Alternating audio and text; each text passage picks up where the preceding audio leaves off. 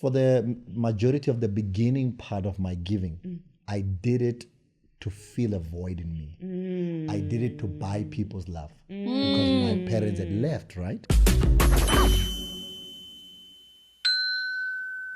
Hello, and welcome to yet another conversation, another episode of the Conversation Calendar. Keep that given. Right? Yeah, no cutting that out. It is another conversation. Yes. Bonga, how are you doing? I'm good, babes. How are you? I am awesome, thank you. So there's two spiritual principles that I believe in with my whole soul. One of them is the gift or the principle around fasting and prayer. Like you must fast.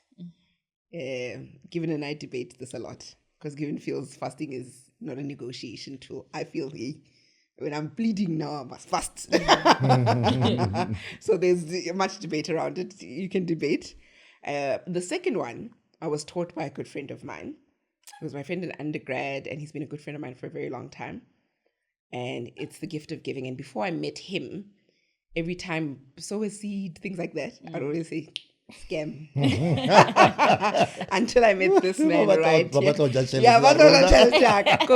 pasta. Koketso, I'm going to call you Koki and Koketso because he genuinely is my friend and he's been my friend for so long, but I'm going to try my best. Please respect the office of the pastor. Of the office of the pastor. Okay, Muruti. So, Koketso is somebody who's taught me the gift of giving. The gift, the term is gift. And what, there's that verse that says, give and it will come back to you, pressed down, shake it together, running over. And it will come back to you. Yes. I'm sure people, they're shocked because we never talk about church and stuff like that. But specifically this, I was like, I want to chat to Koketso about this and I want other people to experience the gift that it is to give, a principle that I live by and a principle that has blessed me personally. And I want other people that don't know the promise that is in giving to learn that promise. Yeah. Right? And so, Hi, I've Ash. said a mouthful. I'm sorry. Yeah, Hi, listen, Koki, I've been how are sitting you? here awkwardly for 5 minutes now. Hello. How are you? I'm good. This Ash. is How are you Pastor doing? Koketso Mulaul. I never know how to say your name, friend. I'm sorry. Let's Let's just move on. Yeah. I remember the first time I said it wrong. Your wife was like, "Really? You guys have been friends for so long, and you don't know how to say it." I'm like, guys, it's fine. Let's keep it moving. Let's keep it moving. And if you don't know him, he's the pastor that heads up Muso Church. Yes. And Muso Music, Muso Worship. Muso worship, yeah. And so I hate to use quick catchphrases, but Jason Tikani. Yes. That's I know Muso for Worship. sure everyone watching this started with Jason Tika Yes, Dapilo. in their head, yeah. Well, someone called me Pastor Muso Yeah. the other day. I was like, really? No. Forget.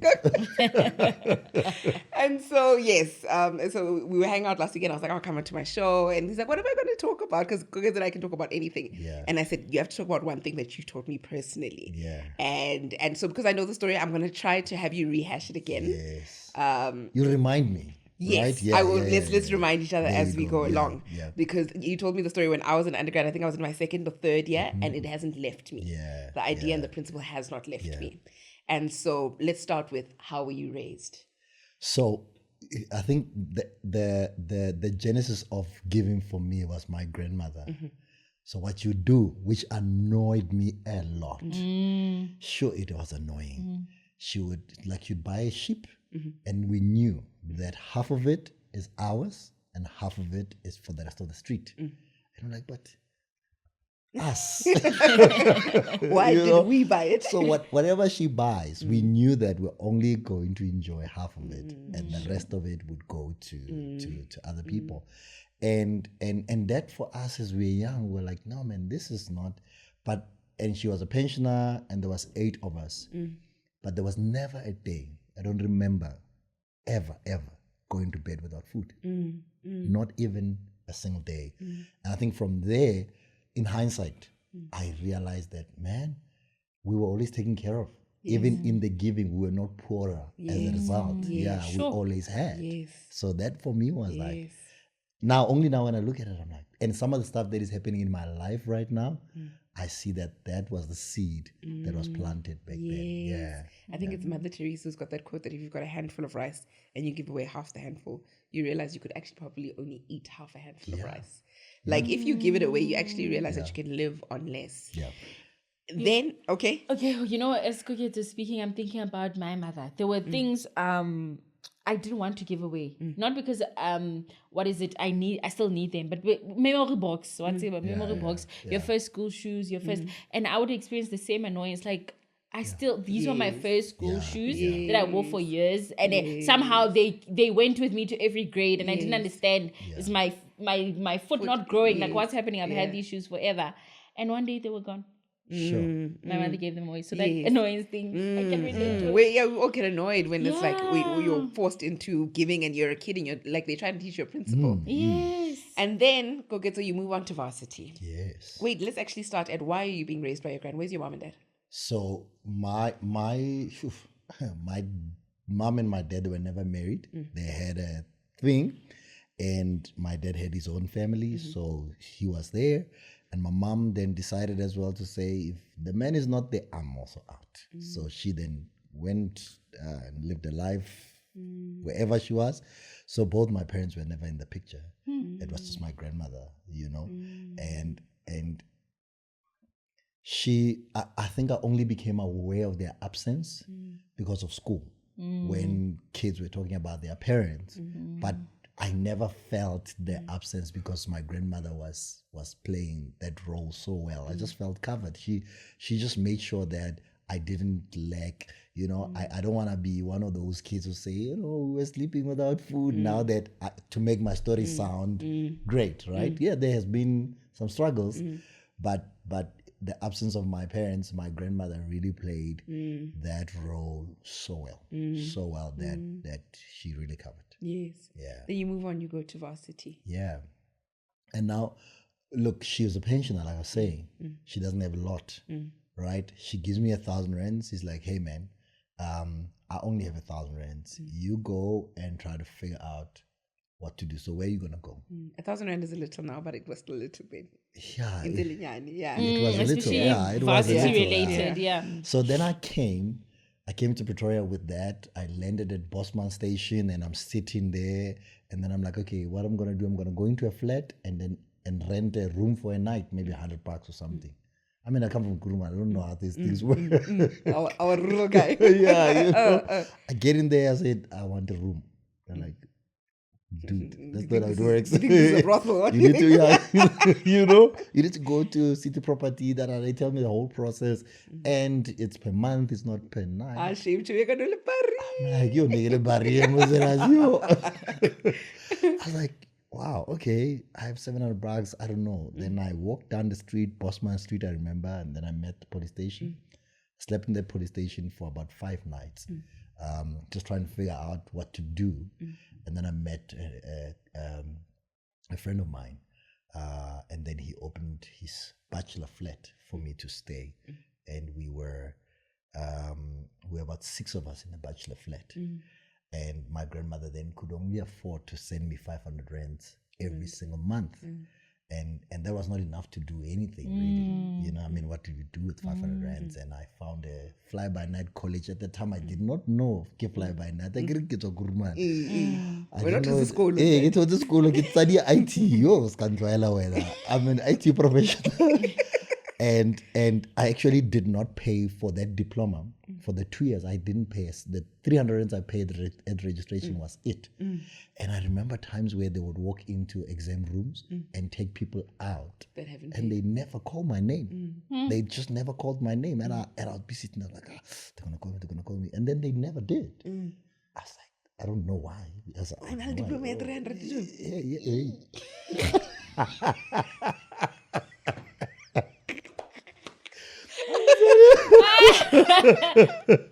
So and in hindsight, I realized that, you know what, man, that giving that my grandmother did, it played such a huge role. What are the chances in the whole big Pretoria that while I'm walking down the street, I can meet a friend of mine who then gives me a place to stay? 2 years studying without paying anything. And then I remember the lecturer when I was in second year, my first year lecturer, because now I didn't have food to eat. So the arrangement in the flat, I said to my housemates, guys, I'll cook, I'll clean, I'll do everything. I just won't buy food and I won't pay rent. And they were like, we're happy with that.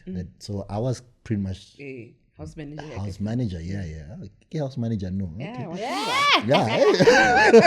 Okay. Yeah. I was a house manager.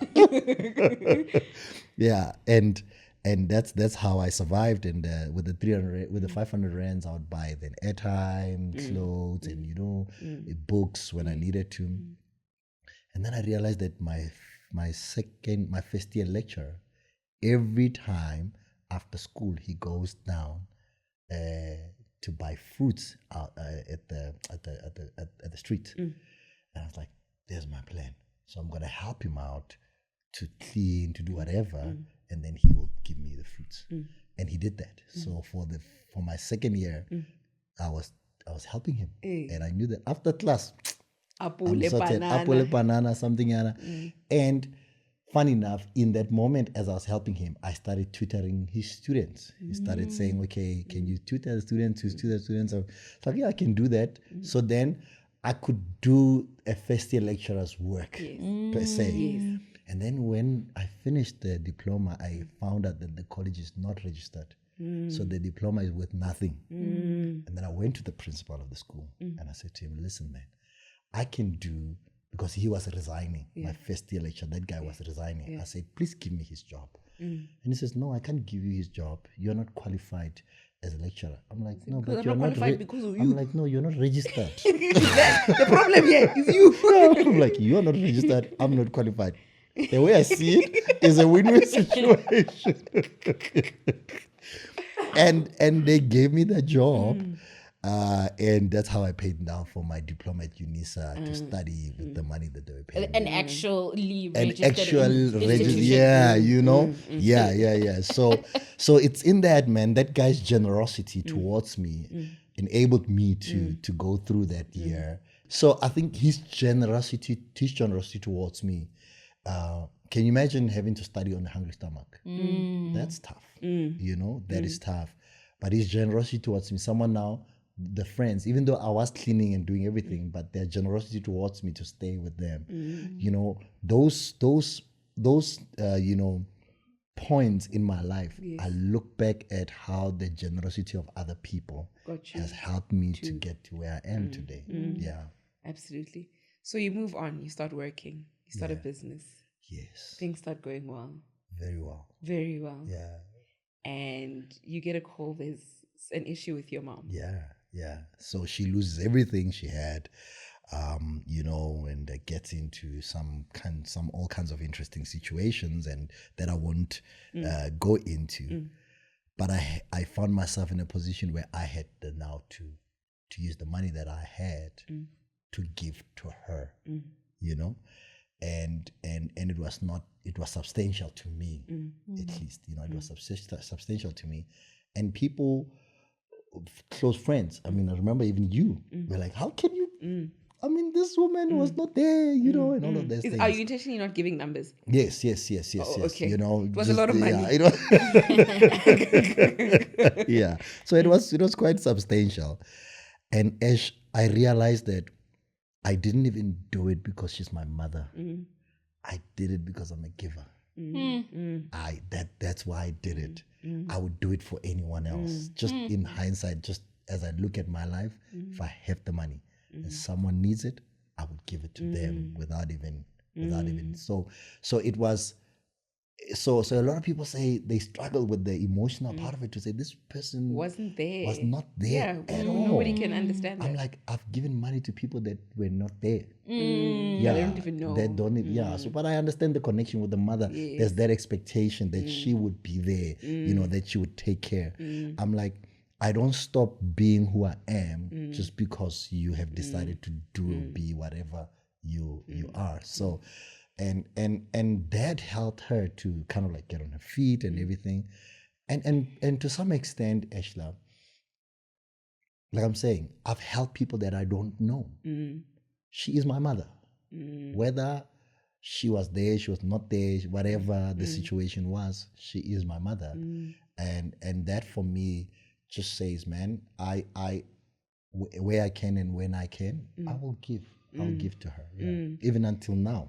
Then for me, it's the flip that happens, because I remember as you're telling me the story, just seeing the returns in real time Yeah. of like post giving this money and whatever, because I'm meeting you around that era. Yeah. And I remember you had just been given a car. Yes. Somebody came to drop off a car to give Gugetso, and I think you sold your car to help your mom. Or they were because of the giving. So the money was Yeah. supposed to go, a Yes. portion of it was supposed to go to buying me a car. Yes, So you can see how substantial the money was. So a portion of it was going to, yes. But you see. Then you had yeah. Then now you're stuck. You don't have a car, and then somebody comes and gives you what happens? What happened? Because I remember from there, it's just been my life with you is always like, can you believe Mama Yeah. Yeah. Yeah. I'm always like, people I have go given get to me say something. Yeah, people are giving you have houses, given me people have given you cars. cars, people. Yeah. And not just to say, but I know that you do amazing work as a pastor, right? Yeah. But for me, all of that started actually before that even. Yeah. It was your heart. Yeah. All these things that I'm saying is actually even before Muso Church. Yeah. Long before that. Muso Yeah. Church. You're just like a kid, in varsity with the rest of us, and people just see so much light in you that they want to pour into you, and So I remember just like, you say what? And I've always been so fascinated by the story, and like I need to experience this for myself. The concept that when you give, it comes back to you in one way or the other. Yeah. And if you know anything about Kogetso is somebody who's really blessed. He lives a life of blessing. God has been good. Yeah, He has been good. And Ash, look, man, I used to take clothes for people on my account. I'll just do it without expecting anything in return. I just feel like, man, I want to, like when I get money, I'm like, who can I bless? It's so natural for me. Like when I get money, I just, who can I bless? Not because I'm like, God, I hope you're seeing this. Yeah, I hope you're seeing that I'm giving Ashla 50 rand tomorrow. I was just telling Ashla right now, something happened today as we are recording this. I'm walking in Central City Mall. A person sees me, is like, hey, I know you. Man, your ministry blesses me, da da da da da. Can I please bless you with money? I was like, oh, okay. And then he's like, please give me your account number. So he puts my account numbers and he says, please give me a number. I'm like, what number? He says, how much should I give you? I'm like, what do you mean? How much should you give me? He says, no, just whatever number comes to your mind. Sir, what am I working with here? Am I working with that was 200 awkward. rand? Or That am was I working very with, awkward for with me. because I 5,000 was like, rand? Give me a ballpark I'm figure. like, how do I say? I don't know how much you have in your account. I don't know. I don't know you. I don't know you. I might be saying 10,000 it's a lot, or I don't know. And eventually, I gave him a figure. I'm sure everyone's like, "How much did you say?" Everyone wants to know how much. No, we're not talking numbers today, my friend. Yeah, We're not talking numbers. today. If you want to know numbers, I don't know. Subscribe and donate. That's how you get the inside info. There you go. and he sent the money, and that has been the story of my life. Friend, he sent double what you asked for. He sent double what I asked for. So Gogetso gives a number eventually. Yeah. And he gives him double. He gives me double of that, And I actually made up. I didn't make up a story. I just said no. I had to send. I needed to pay my daughter's school fees yesterday, and then this is how much it was. And then it's like, then he paid double that, And people have given me cars. Someone just came and gave me the keys. But you know what's the funny thing about that story with the car? I knew that the car was coming. This guy, we went to a concert and he asked me to drive people to their homes with that car. And because this group of young people were the band for the conference. So he's like, can you just drop them off using my car and then bring it tomorrow morning, pick them up again, bring them. I said, sure. As we're driving this car, I say to the people in the car, I said, guys, God just said to me, he's going to bless me with this car. They're like, yeah, what?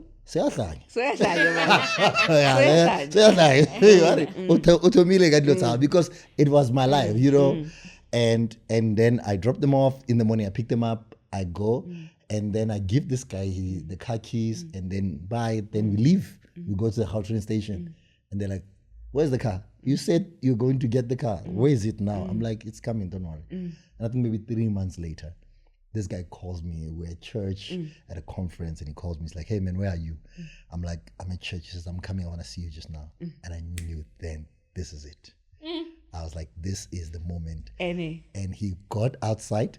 Before I went to him in the car, I went in the kitchen where my bag was, and in my bag was my wallet. My wallet had my license because I knew that I needed my license because I need to drop him off somewhere and come back with the car. I did before I even spoke to him. And then I went, and when I went in there, he says, "Hey, bro, 3 months ago, God said I must give you this car." It's like, I know, thank you. I know, but I know. Thank you for Take listening it to out. God. Took it home, yeah. You spoke to me too. Yeah, I was I just know. waiting for you to be I said obedient. thank you, and I went back in, and everyone could not. I remember you could not believe Yeah, it. yeah. I'm like, What do is you going mean? on? Like, what's the deal? What's the catch? What's the catch? I'm like, there's no catch.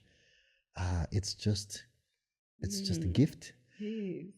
And I must highlight at this point, you're not Musoko Ketso. No, it's just a You're youth just cocky. leader. Yeah, I'm just a yeah, youth youth leader at Jay. church. I'm Yes. just and man, I have just look. If we want to talk about the blessing of God, I've just seen God do amazing things, and I know that it's tied to the gift of giving. And you know why He's giving me these things? It's not for me. He's not giving to me, He's giving through me. Because He understands that if He gives it to me, He can trust me That you're to responsible. give Absolutely. to whoever it needs to be given to. Kokezo, you're so stingy with yourself. Yeah. You know, I know there's something that you can't say about yourself. Yeah. But Kokezo will like, I know like a phone, like he's so stingy. He but you'll see him giving the same amount of money for a phone to someone else. to somebody else, right? Yeah. And so Kokezo is just that person. It's like, Aibo, dog, how can you give You are that giving much? this person, you need this phone, You know? but you're giving it to someone else. Well, an equivalent amount. Kokezo is that person. Yeah, I think maybe it's actually the book of Romans talks about when it talks about different gifts. Giving is one of the gifts. I feel like I never want to not have because I feel like I'll miss out on an opportunity to give. So I always want to have. Yes. So it's like when I have to buy something for myself, I'm like, what if someone needs the money and I've You you need money. Yeah, so it's that. And Ashila, let me just I wanna say numbers just for context sake. The past 4 weeks we've been trying to raise 7 million rands to buy a building. We had zero. Right? We had 0 rand. By the time this airs, you would have bought that. I know you would have. Yeah, that's your story. And through donations in 4 weeks, 4 we've weeks. raised 5.3 million rand. 5.3 million rand. Random in people 4 weeks. just giving. Man, giving works. I was at your conference and I was speaking numbers, and this man gets up on stage and he says, "Hey, sorry, wife, I haven't talked to you, I haven't talked to my kids, but it's just pressing on my heart. Yeah. 500,000. Yeah. I was there like, Or me too. Me too. you know, but it was testament to Koket's story. Even as you're speaking of like saying things and speaking things into existence. I remember we're sitting at the conference with Calvin, and we're busy eating fruits and whatever, and we're busy chatting. And Calvin's eyes are red and they're poofy. He's been crying so much.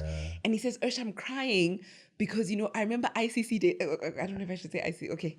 There was another church, ICC, that we used to go to. So Inner City Campus Church, where Kokeso was this youth pastor, and he used to say things like, "I'm going to start a church, guys, and I'm going to fill a hall with so many people, and it's going to be called Kingdom Church and whatever." And he's like, "I'm crying because we called him crazy. We laughed at him. He was this big dreamer." And then, but everything, Buyo is, we used to say that when that advert came out, all of us were like, Kokeso. Because he's always talking about these grand things that he's going to do and the greatness that he wants to achieve and stuff. And so speaking to like that and just speaking things into existence, when Calvin was explaining, I understood his emotions because we've always experienced this. Vuyo is a big dream. So you walk into this auditorium that hosts 10,000 people and you're like, Vuyo did it. You know, we all had a moment. Those that have seen you from a long time ago, we're like, Vuyo did it. Vuyo isn't just, you know, just talking, you know, and definitely like speaking things and dreaming big and giving, you know, that's always been your heart. And I was like, you know, I need my viewers to come hear what life can be when you fully dedicate yourself to your dreams and you give. And when the result is not the motivation, but the obedience is the motivation. You know, just the fact that I got to do it. Yo, man, the fact that I got to give you 5 rands, not what I'll get after that. You know, when that is the motivation, just taking the Like step. you're saying that God trusts you. Yeah. Yes. That God he trusts says, you if you're with 5 faithful rand. with little, Yes, then give you I'll much. trust you with much. You're a living testament. You know, and he has seen that, okay, I can trust this guy with 10,000. I can trust him with 7,000 rands. Then I'll give him 7 million rands because I understand that he's not going to make it about himself. And you must understand, you know, giving is one of those things that is not, it's for us because naturally we are selfish as people, naturally. Yes. And money is one of those things that, hey, no one wants to part with their monies. Money giving deals with the core of us. You know, it makes us human. It connects us at a deeper level with the struggles of other people. You know, it's a moment where we stop looking at ourselves and ourselves in that moment become less important. Absolutely. And another person's needs, you know, you're considering them. And I mean, in a world where we, you know, and I mean, I'm all for self-love, self-preservation and everything, but I feel like we are becoming even more selfish in our effort to love ourselves and everything. We sometimes we cross the line where it's not longer now self-love, it's selfish love. You know, it's just Everything's about you. everything's about me. You know, it's about how much I can have and and all that. Yeah. Sure. So you're at 5.3. Like I said, we don't even need to talk about this because I know by the time this is, Yeah. you would have crossed that line. Amen. So he's been raising money to buy this church that auctioned at 7 million rand. And I remember he says to me, hey, after I raised my hand to say 7 million, I said, hey, Is the Drink, money like, you're crazy. Where's the you've money always been gonna that come person from? that moves on faith. Yeah. You know, that moves on faith. You know what? And one thing about God, he'll meet you at your faith. Yeah. Yes. Absolutely. I know. Absolutely. He will. That crazy faith is exactly where he'll meet Yeah. you. Yeah. So, I mean, 4 weeks ago, we were 7 million rands committed, and we're still like, okay, where's the 7 million going to come from? You know what happened? Eh? Then someone sends 250,000. I mean, that's a lot of money. It is. It's a lot. But you see the needle not moving. Yes. That's when it dawned on me that, wow, This is a lot 7 million, 7 million is a money. lot Yes. of money. Yes. I mean, when 200,000 doesn't nyagaza nyagaza this anything. pin. I'm like, Yes. this is a lot of money. And I was like, shoo, wow, man, this is crazy. And then someone wrote on Facebook because we did it publicly. And then someone says, you know, all these churches, why don't they take this money and give to the poor? You know, I was like, oh, man, that's sad. You know, that perspective for me is a sad perspective because right now, on a monthly basis, at least we give out food baskets, about 50 to 100 to students in where we are at. And we have been doing that for the past 3 years, right? And we're going to, as the church grows, we're going to, more and more. yeah.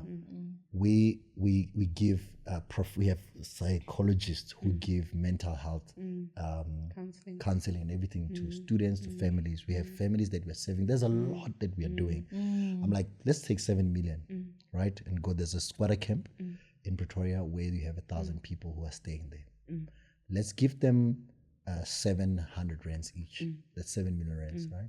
Is it 7 million rands? Hey, the numbers maybe Yeah. they are palabra, Yeah. you understand it? Do you understand? Yeah. So Let's the give each idea family is, something. So we say the 7 million and we divide it amongst, Yes. however, and then we give it to people. Then he buys them a meal that month, and then next month we're back to it. Do you understand? We buy in this church. We are able to serve more people. We're able to serve more families. You understand that we're building a crèche. We're going to have a crèche there for parents who can afford to take their children to crèche because this lady needs to work. She's a single mother, and now she can't work because this child is here, and now she can't leave it with relatives because sometimes it's not safe. We want to create a safe environment, and I think sometimes we're thinking eating the seed. 7 million rand is not the fruit. is the seed Absolutely. of what we can achieve going Absolutely. forward. And I think sometimes our mindset, we just want to consume. we don't think long term. I even remember speaking to that church that we used to be. I don't know if I'm not allowed to say. I think I'm allowed to say ICC. It's a foundation church. We used to go there, and I remember that they used to allow homeless people, because it was right in the center of town, Pretoria town, to go shower there. You know, and that's the role of like the church. And that's that's generosity. I remember even one day, because I used to be part of a church growing up where you used to pitch the tent on Saturday. So my dad is there with a few of the other men, and I would go because my dad would let me drive and practice my driving. So I learned how to drive when I was really young. And my dad would let me go around while the men are busy pitching the tent. And then he'd just make me do 3-point turn in the yard. He'd make me do all this. My dad's always been cool like that. And then my brother would be, because he's a boy, physically pitching the tent. And this man comes up to my dad and they're just chatting. And my dad's like, hey, you know, maybe we should be watching soccer or something. But, you know, we'll give it. Then he says, no, this is not for me or you. It's for this. Your daughter's learning how to drive. It's like she could be sitting with a boy at the corner of the street. Absolutely. Your son could be getting caught up in the wrong thing right now. We're keeping them occupied. You know, but basically it's about the community that we're creating. I can sit and offload my week with you right here in this moment. I'm offloading the week that I've had, you know, and that's the sense of church and community. That's what we're doing here. And it's the generosity. You know, we always just think of generosity in terms of money, but there's also time. There's also talent, and then there's treasure. You know, we can give in so many ways. I always say to people, giving is not how much you have in your pocket; it's how much you love in your heart. If you are not loving in your heart, there's no amount of money that you have that will cost you to give. You can have billions of billions if just a love and a care for other people, the empathy for other people, the ability to step out of your own self for the sake of others. Even if you can have 100 million, you will still not give.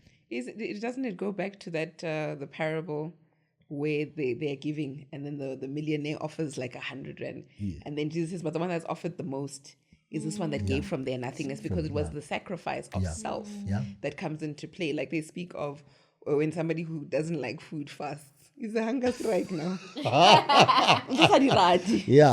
like something that's sacrifice, sacrificial. You know, something that takes from you to say, you know, this I want to give this up in And see, Kevin is looking at me like a fasting. and the conversation about the fasting, I think we need to then teach people to say, man, you might be listening to this and hearing the fruits of giving that I'm experiencing. May that not be your motivation, because I was not doing it for the sake of the stuff that I'm getting now. I'm glad. Like I was glad when I got that car. Yes. But what did I do with that car? I used to drive around collecting students, dropping them. I was always the last one to go home. So this car was serving others, because God knew that this guy used to take his 5 friends and share with people. If I give him this car, he will still drive people home. He knew that he's not going to make it about himself. So some of us, you didn't become they see me. You know. So it's that. Can you be trusted? You know, can you be trusted? But for you to get to the level of being trusted, you need to die to yourself. Sure. You know, This is such an abstract episode, you know, but it's a principle I believe in so much, and I hope you guys heard it. I really hope you guys heard it. And you know what? Although we are relating it, I think because we're all Christian here, we're relating it to our religious background and beliefs. But I think it goes across the board. Oh, absolutely. Whatever you believe in, whatever. I even think Christians, as forgiving, we're probably at the bottom. You know, I don't know about Muslims. and let me tell you. Let me. You're looking at me like, in my opinion, they're such givers. Yeah. But let me show you, Ashla, to a homeless kid, whether they're given by Muslim, Buddhist, it doesn't matter. It doesn't matter. It changed their situation. So giving is a universal principle. Even us making it a religious thing is wrong. Because I hear you. I was thinking of it just in the universe. Not even you guys went further to say Muslim, etc. I was just thinking, just giving as that energy in the universe, whatever you believe in, whatever deity, whatever. You hit the nail on the really head. does come back. It's because it's when we make it about ourselves, then we talk about our religion. Oh, But when we make it about I the made the people- mistake and I'm corrected right here. Thank you very much. Yeah. Thank you. But when you make it about the people who's receiving Absolutely. it, that person you don't know what they are, where Absolutely. they come from. It's just about helping that person. Sure. And you know what I like about like that. your reflections, because you've died yourself, right? One of my questions would have been, before I got your context and your thinking, one of my questions would have been, people are taking advantage of you. Yeah. Right? And that's what a lot of people think about when they think about givers. Yeah, Right? But here I'm thinking, all of that doesn't matter. Yeah. Nah, I've done my calling. What God has called me to do, what I believe in, I've done. Yeah. Hore, you were taking advantage of me. Hore, you scored. Hore, the story was not genuine. Does not matter to me. Oh, Koketso, it doesn't matter to Koketso. What matters to me is the action. I was doing it for myself. Yeah. And there's also an issue of discernment. I think as you grow, there are situations where I want to give. And in those moments, God sees that you want to give there because of how it makes you look. Because there are instances Yeah, where your I'm hero like, syndrome. Hero syndrome is a real thing. you want to be a hero. I'm a sufferer. Right? I'm a Yeah. sufferer of hero syndrome. Yeah, he says you want to give there because of how it's going to make you look. And especially as someone who, okay, here's something that I haven't said that I think it's important.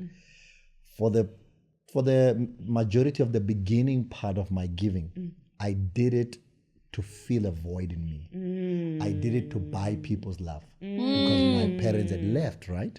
So I was left by my parents. So I felt like I needed to, I realized that every time I gave, people liked me. reacted, Yeah, they yes. reacted differently. So I started giving. Isn't it, there's even a psalm that says a man of many gifts has many friends. But yes, So I started giving because I liked, but I realized that when I'm not giving, they don't like me anymore. And to a point where I would give to my own detriment and take pride in that. And until I started doing the deep work of healing. Sure. You know what I love about this moment? He didn't have to lose the gift of giving. Giving. He He could channeled it. rectify his Yes, heart. and I'm to- still gonna be a yes, giver, yes. but it's not gonna stop me from. Yes, I love yes, that. I hear you saying, because somebody could easily say, Ay, "You like stop." Safana." Hey, Safana, and then, Yes. yes. I So love the that. motive changed. So I Sure. was no longer giving to feel something. I was giving because I'm full. You know, So and even in moments where you're not able to, Yeah. you are content Yeah, because it was yes, not. It was not about yes, you, that was the Yes, center of the yes. In story. the moments where you're not able to, you're able. And now there are instances. I mean, I'm a pastor, and people come to church and they say, "Muruti," and then at the moment I'm not released to give. I say no with a smile on my face. I say, "Sorry, man, I can't help at this moment," and I don't feel anything Because it's not weak about you. myself. Because previously I would feel like, "Oh my God, Labanonrata. he's gonna hate me, he's not gonna love me," and now I need to break the bank so that you can love me. So when I did the healing, then no, I'm good. Sure. I'm going to ask one last question. We do need to wrap up. You're married. Yes. Yeah. Tato, I love you. She's a good woman. Yeah. Because I look at you and you're giving. I'm like, "Nah, can we say, Abuti. Ufane ka bokae?" Don't get accused like that where you're like, Yeah. "Ufane ka bokae?" You know? Yeah. So how does she cope? Tato, Yeah. how are you coping? Tato, actually comment. You comment. Yeah, This actually- question is for you. I'm sure this is gonna be a part of equally yo. Yeah. I can talk you explain. My God. I can talk you explain. So recently, when we were doing the project that we are on right now, we had to be the first ones to give, right? Just to say to people. And we had saved quite a substantial amount of money to buy a house. Like it was proper money. And now, naturally, I want to give all of it, you know, because guys, it's the work of the Lord. Yeah. Yes, even the house, the church we're buying has a house. Yeah, Like, so- Rotadula, you know? Love worker. And I'm like, how am I gonna break this to my wife that we need to give, especially so much money? And then I said, God, you know what? If this is you, you speak to her. I'm not getting involved because I can't say that to her. I promised her that we need to do this. We're expecting our second baby now. We need a bigger house. You know, this thing aligned so well. Now the money must go to the church. And And one day we're driving home, we parked in front of our house, and she said, "Why don't we give this money?" I was like, "Thank you, Jesus." I was like, "Thank you, Lord." You see? You know, and that I didn't have to have that conversation because when I got married, the reality is the dynamic changes. You know, I can't just do stuff. You know, I need to, even when we want to help someone, I need to call her and say, "Hey," and the issue of trust is important because she trusts me as a leader of our home, knowing that I've never used money restlessly or stuff like that. So when I say, "Can we do this?" She would ask, "Do we have it?" And I said, "Yes, we do." And she said, "Okay, let's go for it." She trusts that we have it, and I will not do anything Dishonor that jeopardizes our family. Yeah. Sure, I love that. Sure, I love the fact that you're saying that I honor the trust as well, and she knows that I honor that trust. Yeah. Oh, So man. so that's what has helped us because it was not always like that.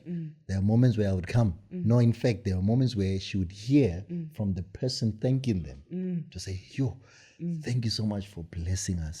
And He's like, Okay. "Blessing." I'm blessed. How much did I bless you? Yeah. Just remind me of how much exactly When did I bless you? Yeah, well, how much did you bless you? And she gets home, she realized that I needed that money when we can say Murek and you know, and sometimes is the healing part because I know that she's here. I don't need to be, you know, I don't need to be liked by her because she's already here. Absolutely. Then I'll give to everyone else because I want the additional. Absolutely. You understand? It's always easier to sacrifice people that we know are there. Yes, There's that video where the girl's chatting, a lady's chatting to James Bowen. She says, "Because I love you, I get least of you." Yeah. That thing never leaves me. She's Sure. talking about like how a man will come home angry from work. He's like, "But I'm tired. I've been pretending the whole day at work." Yeah. She's like, "So you can pretend with this white man at work, but because I love you, I get the worst of you. Pretend with me too." Yeah. So with her, I was like, "No, okay, I know, you know. you know, and as the healing happened. I prioritize her. You know, I want her to like me. I want her to love me. I want her to, you know, and all of those things. So yeah. So that's just been our journey. Yeah. Sure. This is lovely. Bonga, anything? No, I'm good. Cookies, is there anything you want to add on? Sure, man. I think there's a lot of people in the world who have more than what they need. And there's people who have less than what they need. Where the two cross paths, that's the end of poverty. That's the end. If we can meet each other. If we can meet each other halfway. There's a billionaire who actually said this thing once. I don't remember his name. He said, when after he had made his billions, as he was praying, then God said to him, "I've given to you the 10%, and I've given through you the 90%. And he started giving 90% of everything he was making because he realized that the 10% that he gets to keep is more than enough for him to enjoy good quality life. And there are other people who don't get to enjoy the life that God wants for them because he is as one who has sent. Because you must understand, when God gives us something, he's sending us. Now we are holding on to a gift that was not meant for us, but meant for others. Sure. So we can change the world through generosity. Yes. One person at a time. Sure. We can change the world through generosity. Absolutely. On that note, kupa lesikang DM and kupa charity le kupa angakafiki.